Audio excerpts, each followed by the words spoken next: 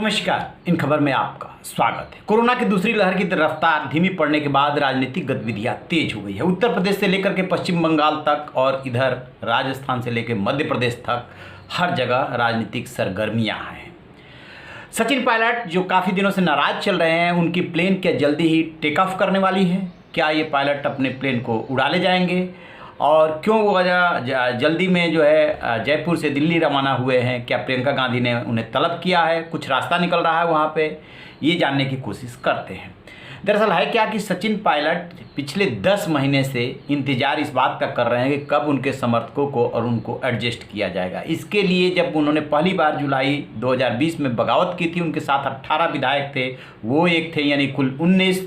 तब वायदा किया गया था कि एक कमेटी बनाई जा रही है जिसमें कि अहमद पटेल जो कि अब नहीं रहे, केसी वेणुगोपाल और अजय माकन रहेंगे और रास्ता निकालेंगे। जो फार्मूला सुझाएंगे उसी के आधार पर कार्रवाई होगी। 10 महीने बीत गए, कोई कार्रवाई नहीं हुई। इसके बाद सचिन पायलट का धैर्य जवाब देने लगा था। इसी बीच हेमाराम चौधरी ने इस्तीफा दिया। उसको लेकर के सचिन पायलट ने अपनी नाराजगी व्यक्त की।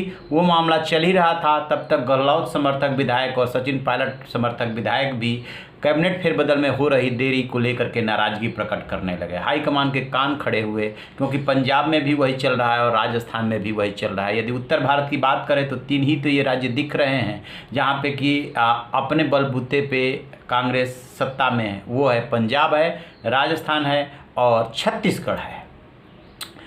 तो इसी बीच क्या हुआ कि पंजाब का डेवलपमेंट हुआ कि 3 सदस्यीय कमेटी जो है रायशुमारी करने लगी, जिसमें कैप्टन अमरिंदर और नवजीत सिंह सिद्धू आमने सामने थे। दोनों के समर्थक भी मिले, 100 से अधिक नेता आकर के मिले। कमेटी अब रिपोर्ट दे रही है हाईकमान को।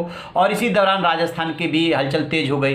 तो जितिन प्रसाद यूपी के जो ब्राह्मण नेता हैं वो बीजेपी में शामिल हो गए। तो कांग्रेस को ऐसा लगा कि यदि राजस्थान का समस्या का समाधान नहीं निकाला गया तो कहीं ऐसा ना हो कि बहुत देर हो जाए। लिहाजा कैबिनेट फेरबदल को लेकर के अजय माकन ने बीच में इशारा किया था कि वो हो सकता है। बात यहां पे अड़ गई कि अशोक गहलोत जो है वो अब ये कह रहे हैं कि जिन विधायकों ने हमारी सरकार बचाई थी उसमें इंडिपेंडेंट यानी निर्दलीय और बीएसपी के जो 6 विधायक शामिल हुए थे पार्टी में, उनका ज़्यादा रोल रहा। लिहाजा उनको ज़्यादा से ज़्यादा सीटें दी जानी चाहिए। जबकि सचिन पायलट समर्थकों का दबाव ये है कि उस वक्त जो उनसे छीना गया था उसमें प्लस करके दिया जाना चाहिए।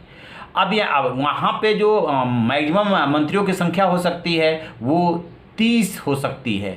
और ये जो सीटें खाली हैं उसके हिसाब से जो डिमांड है बहुत ज़्यादा है। वहीं पे दिक्कत आ रही है अशोक गहलोत को भी और हाईकमान को भी। तो अशोक गहलोत सचिन समर्थकों को कम और उनको ज़्यादा लेना चाहते हैं, और सचिन पायलट जो है वो ज़्यादा से ज़्यादा शामिल कराने चाहते हैं। इसी बात पे बात अटकी हुई है। Sachin Pilot deputy chief minister शायद नहीं बनेंगे, क्योंकि उनको केंद्र में एडजस्ट करने की बात है कि महासचिव बना करके कहीं राज्य का प्रभार दिया जाए। क्या सचिन पायलट इसके लिए तैयार होंगे? इसी बीच ये खबर आई कि सचिन पायलट दौसा के जिरोता गांव पहुंचे, जहां उन्होंने अपने पिता राजेश पायलट को श्रद्धांजलि दी। आज ही के दिन उनकी डेथ हुई थी।